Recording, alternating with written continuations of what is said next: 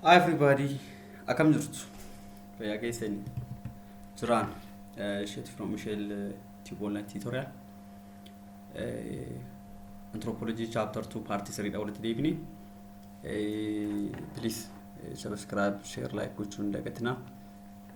Maatii ta'a akka keessa galchine osoo hin ta'in maatii akka taataniif isin affeeraa jira. Maatii ta'a isin fayyada. Kanaaf viidiyoo darbirraa paartii 1 paartii 2 irraa waan guddaa akka hubattan abdiin qaba. Paartii 3 immoo baay'ee xiqqoo waan ta'eef paartii 3 kana ilaallee saabjektii biraatti ceenaa. Paartii 3 paartii 1 fi paartii 2 keessatti maal waa'ee paartii 2 keessa itti waa'ee maareejii fi waa'ee faamilii ilaala turre.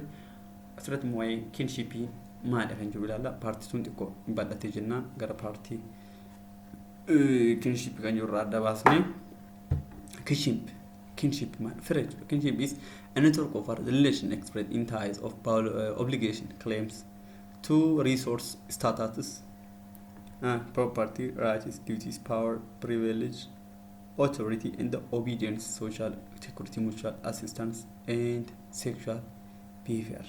Kinship ties are connection between individuals established either through marriage or through the line of descent that connect blood relations, mother, father, siblings, offspring. Now, walumaa galatti kinship kun maal beektani?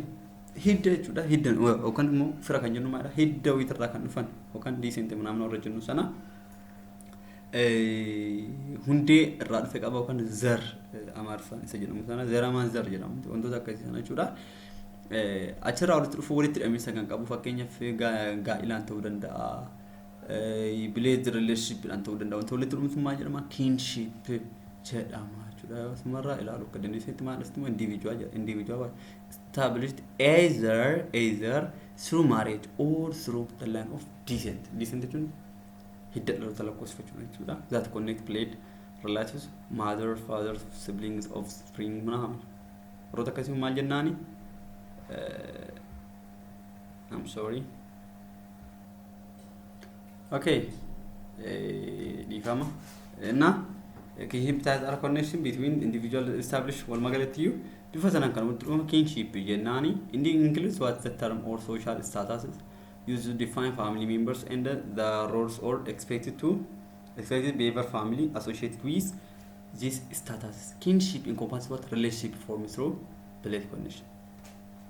Kan hariiroo dhiigaatiin korti hidhamee jechuudha. Kunsa guinal jedhama.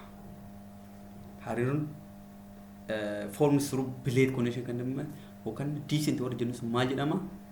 Kunsaan guinal jedhamti. Barreessaa dhufuu dandeessi warri isaan sirriitti qabadha. Such as those created between parents and the children as well as relationship created through marriage. Through marriage kan ta'e immoo maal jedhama? Affinal jedhama. Through marriage gaafa ta'e affinal jedhama. Through blood kan yoo ta'e immoo consanguinal jedhama. This is the main word of this topic. Adda baasaa qabadha. Affinal through marriage, consanguinal through blood. Okay, such as in laws, kinship can also include chosen kin who have no formal blood or marriage ties but consider themselves to be family. Adopted parents, for instance, are culturally recognized as what parents to the children they raise, even though they are not related by what blood. Adoption immoo filatanii gosa ta'etti dabalamu jechuudha. Waan kun ifa waan ta'eef waan bitaa namatti galu hin qabu. Okay, kinship is what the method of reckoning relationship. In many society, every adult individual belongs to what two different nuclear families. The family in which he was born and reared is called family of orientation. Maatiin nuclear family lama keessatti hirmaachuu danda'a.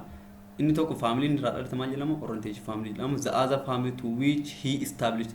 Fakkeenya namni fuudhee feermu tokko maatii irraa dhalate orientation family dha. Maatiin isa ofii isaatii uummate immoo procreation family jedhama. Egaa wal fuudhanii jedhanii booda maatii family godhatu miti family sun maal jedhama? Procreation jedhama. A kinship system is neither a social group nor does it correspond to organized aggregation of individuals. It is a structured system of relationship where individuals are bound together by complex interlocking and ramifying ties. Kanaaf walumaa galatti iyyuu as immoo main concept isaa family orientation fi family procreation maadha.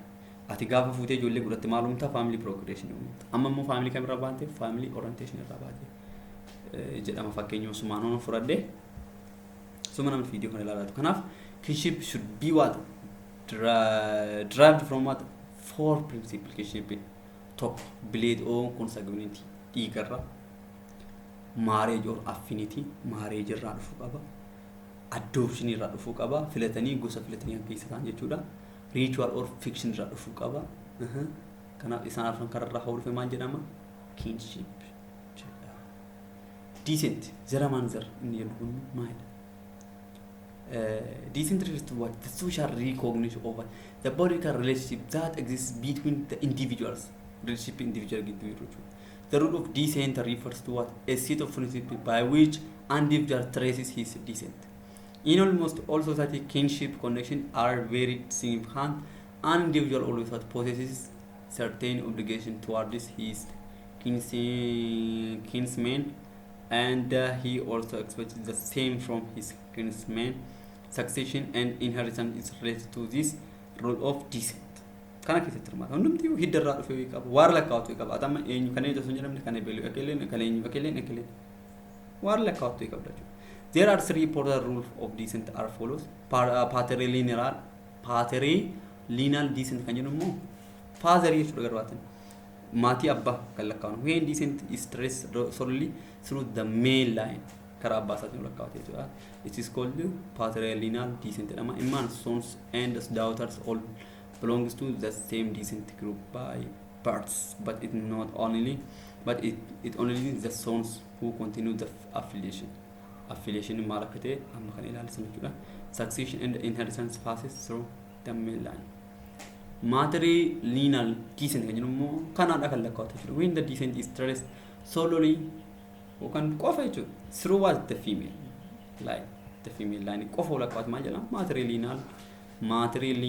matrilineal descent jennani. It is called what matrilineal descent. At birth, children of both sexes belong to what mother descent. Gara hidda dhaloota haadhaatti kan harkifatu jechuudha. Yookaan immoo kan irraa dhufe jechuudha. But later only females acquire what the succession and inheritance. Therefore, daughters carry the traditional generation after generation. Cognatic descent jennu maal? Cognatic descent. Cognatic descent in some society, individuals are free to show their genealogical links either through the men or women. Some people of such society are therefore connected with what the kin group of father and others with the kin group of mother. There is no fixed rule to trace the succession and inheritance. Any combination of lineal link is possible in such society. Fakkeenyaaf namoonni dhiifama naa godhaa isin beeku seenaa keessan diiteelii beeku baadhuyyuu namoonni karaa irratti dhalatan maatii isaanii kan hin beekamne maatii kamiyyuu lakkaa'achuu danda'u. Kanaaf wantoota akkasii kan cognatic descent jennaani. So the end of chapter 2 hanga ammaatti si wajji kan ture ani isheetuu leenjisooti. Bye. Subscribe, share, like gochuu indagana. Don't forget. Also tolle like godha, subscribe godha, notification kenna. Notification isinuma fayyada. Yaada yoo qabaatan immoo comment jettuun jirti achuma jalatti qochi godha na barreessa. Baay'een isin jaaladha. Akka carraamoo boleen Miizaan Teep University Teep kaampaasii Focus Ministry keessatti barsiisaa ture. Viidiyoo kun sirriitti akka ilaaltan abdiin qaba. Baay'een keessan qaama agartee kanaaf abdiin qaba. Ijoollee feeluu biraa keessa jirtanillee wantoota kanas gaafa fayyadamtan akkasii fayyadu abdiin qaba. Kun walumaa galatti iyyuu xiyyeeffatamee kan hojjetame obboloota Oromoo hojjechuu danda'an garuu sababa afaaniitiif kaayyoon isaanii akka karaatti namneef kaka'umsa keessa jiruun obboloota kana okkoo kana kallattii kana osoo hin gargaarin na fayyada jechuun ani isiniif bu'aan buusa isin immoo naaf bu'aa buustu jedhee gatii yaadefin bifa kanaan waan kana hojjechaa jira. Jajjabni keessan anaan na fayyada gatiiteef yaada keessan koomentii irra nakaa. Kana booda namni kamiyyuu sababa afaanitiin sababa wantoota tokkotiin qabxiin isaa gadi hin bu'u ejjennoo godha. Kanaaf isinis bifa kanaan duukaa dhaabbadhaa kana caalaa ganaa hojjennaa maatiisis waan hundumaayyuu hin dabalnaa waaqayyoon gargaaree afaan keenya hin guddisa. Kanaaf waliigallee cimsinee waliin dhaabbannaa. Have a nice time. Bye bye.